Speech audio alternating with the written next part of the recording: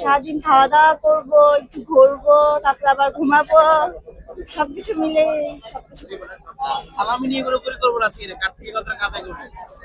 এখন না, নামাজ নামাজ তো সকাল সকাল না, এই জন্য এখন কোনো সালামি পাই নাই। সকালে তারপরে যখন যাবো তখন আবার সবার থেকে সালামি নিয়ে আসবো।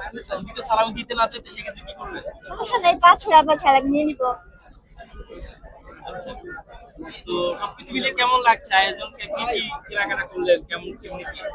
আমি কিছু কেনাকাটা করেছি, আমার বোনের, আমার ভাইয়ের, আমার আম্মু আব্বু, আমার আরো এক্সট্রা যারা আছে নানু নানা ভাই, তাদেরও কিনে দিয়েছে, অনেক ভালো লাগছে।